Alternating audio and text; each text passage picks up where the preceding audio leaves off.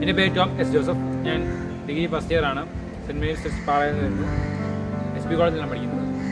അപ്പം 2 ദിവസമായിട്ട് ഞാൻ ഒരു പെട്ടെന്നത്തെ തീരുമാനമാണ് ഇവിടെ വരാനുള്ളത്. പക്ഷെ എനിക്കൊരിക്കലും ഞാൻ റിഗ്രറ്റ് ചെയ്യുന്നില്ല.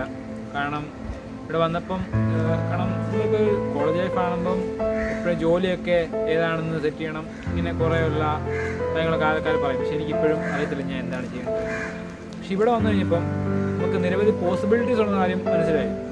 കാരണം ഇതിനു മുമ്പ് ഞാൻ കരിയർ ഗൈഡൻസിൽ പോയിട്ടുണ്ടെങ്കിലും അവിടെ ഒന്നും കിട്ടാത്തൊരു ഗൈഡൻസ് ഇവിടെ കിട്ടി. അപ്പോൾ എനിക്ക് അറിയാം ഞാൻ എങ്ങോട്ട് അല്ലെങ്കിൽ ഏത് ഫീൽഡിൽ അറ്റ്ലീസ്റ്റ് പോകണമെന്ന് എനിക്ക് മനസ്സിലായി. അപ്പം ആ ഫീൽഡ് 100% ഉറപ്പിച്ചിട്ടില്ല. എനിക്ക് ഏത് ഫീൽഡ് എനിക്ക് മനസ്സിലായി. അപ്പം ജോബും കൂടി ഫിക്സ് ചെയ്യണമെന്നുണ്ട്. പിന്നെ ഇവിടെ വന്ന എല്ലാ സാറന്മാരും അല്ലെങ്കിൽ ടീച്ചേഴ്സും നല്ലതായിട്ട് പഠിപ്പിച്ചു. അജിത് സാറ് കരിയറിനെ പറ്റി ഇന്നലൊരു ക്ലാസ് എടുത്തു.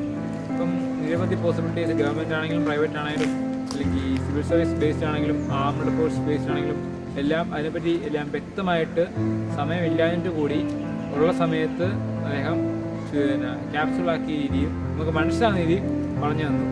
പിന്നെ നമ്മൾ ഇംഗ്ലീഷ് ഞാനൊരു 12 വർഷത്തോളം ഇംഗ്ലീഷ് മീഡിയം സ്കൂളിൽ പഠിച്ചതാണ്. അപ്പം ഞാൻ ഇംഗ്ലീഷ് എന്ന രീതിയിലാണ് ഞാൻ നിന്നത്. പക്ഷെ അങ്ങനെയല്ല. കാരണം നമ്മൾ പറയുന്ന ഇംഗ്ലീഷ് എന്ന് നമുക്കൊരിക്കലും ഇംഗ്ലീഷ് എന്ന് നമുക്ക് പറയാം. കാരണം നമ്മുടെ ഭാഷ ഇംഗ്ലീഷ് ആയിരിക്കും. പക്ഷെ അതൊരു കമ്മ്യൂണിക്കേഷൻ രീതി വരുമ്പം അതൊരു യൂസ്ലെസ് ആയി പോകുന്നൊരു അവസ്ഥ എനിക്ക് മനസ്സിലായി. അപ്പം ഞാൻ ഇൻ്റർവ്യൂവിന് പോകുമ്പോഴും സിവിൽ സർവീസിന് പോലുള്ള ഒരു വലിയൊരു ടെസ്റ്റിൻ്റെ ഇൻ്റർവ്യൂ ആ ഇൻ്റർവ്യൂ ആണ് ഈ ലോകത്ത് ഏറ്റവും വലിയ ടഫ് എന്ന് പറയപ്പെടുന്നു. അപ്പം അതിനൊക്കെ പോകുമ്പം എൻ്റെ ലാംഗ്വേജ് കൊണ്ട് എനിക്ക് പറ്റത്തില്ലായിരുന്നു. അപ്പം ഞാൻ ഒരുപാട് പുറകിലായി മനസ്സിലായി. എനിക്ക് ഇമ്പ്രൂവ് ചെയ്യാൻ പറ്റുമെന്ന് മനസ്സിലായി. ഞാനിപ്പോൾ കോളേജിലാണെങ്കിൽ എനിക്ക് ഇനി ഇമ്പ്രൂവ് ചെയ്യാം. ഇനി എനിക്ക് ലേറ്റ് ആയിട്ടില്ല, എനിക്ക് ഇനി ഇമ്പ്രൂവ് ചെയ്യാമെന്ന് എനിക്ക് മനസ്സിലായി. പിന്നെ മനോജൻ ആദ്യമേ പറഞ്ഞു നമുക്ക് 3 രീതിയിൽ ഈ ക്യാമ്പിലൂടെ നമുക്ക് ഡെവലപ്പ് ചെയ്യാം നമ്മുടെ കരിയറിനെ.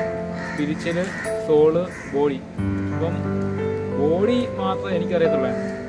സോള് കൊണ്ടും സ്പിരിറ്റ് കൊണ്ടും നമ്മുടെ മൈൻഡിനെ ഒരു ട്രാക്കോട്ട് വിടുന്ന ഒരു രീതി ഞാൻ ആദ്യമായിട്ട് കേൾക്കുന്നതാണ്. അത് പുതിയ എക്സ്പീരിയൻസ് ആയിരുന്നു, മോർ ഹെൽപ്ഫുൾ ആയിരുന്നു. പിന്നെ ആകെ മൊത്തം നോക്കുകയാണെങ്കിൽ ഈ ക്യാമ്പ് വളരെ നല്ലതായിരുന്നു. പക്ഷേ ഒരുപാട് സെക്ഷൻസ് വെച്ചപ്പം അല്ലെങ്കിൽ പല കാരണങ്ങളാൽ പല സെക്ഷൻസിൻ്റെയും ടൈം കുറഞ്ഞു പോയി.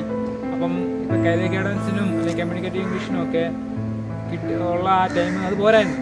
ഞങ്ങൾക്കും തോന്നി, സാർമാർക്കും തോന്നി. അവർ പ്രിപ്പയറായി വന്നപ്പം അവർക്ക് ആ വിഷമം ഉണ്ടായെങ്കിൽ ഞങ്ങൾക്കും വിഷമമുണ്ട്. കാരണം പ്രിപ്പയർ ആവുന്നവർക്ക് വിഷമമുണ്ടെങ്കിൽ നമുക്ക് വിഷമം ഉണ്ടാവും കേട്ടിട്ടുണ്ടെങ്കിൽ നമുക്ക്.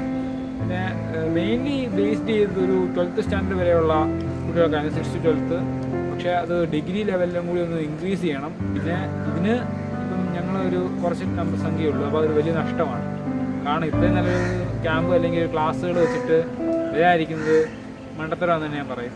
കാരണം നമ്മൾ എല്ലാവരും പഠിക്കുന്നത് തന്നെ 2 കാര്യങ്ങൾക്കാണ്. ഒന്ന് ജോലി മേടിക്കാനും പിന്നെ സുഖമായിട്ട് ജീവിക്കാനുമാണ്. ഈ ജോലി മേടിക്കുന്ന സുഖമായിട്ട് ജീവിക്കുന്ന ഒരു കോയിൻ്റെ 2 വശങ്ങൾ തന്നെയാണ്. അപ്പം ഇത് ചെയ്യണമെങ്കിൽ നമുക്കൊരു ഗൈഡ് വേണം. ഇപ്പോൾ ഗൈഡില്ല ചെയ്യാൻ മാത്രമുള്ള ബുദ്ധിമാന്മാർ ഇല്ലെന്നല്ല. പക്ഷേ എല്ലാവരും അങ്ങനെ ആണെന്ന് നിർബന്ധമില്ല. നമുക്കൊരു ഹെൽപ്പ് വേണമെങ്കിൽ എപ്പോഴും ഇതുപോലുള്ള ക്യാമ്പുകൾ വേണം. അപ്പം ഈ ക്യാമ്പ് നിങ്ങൾക്ക് ഉറപ്പായിട്ട് ഹെൽപ്ഫുള്ളായി.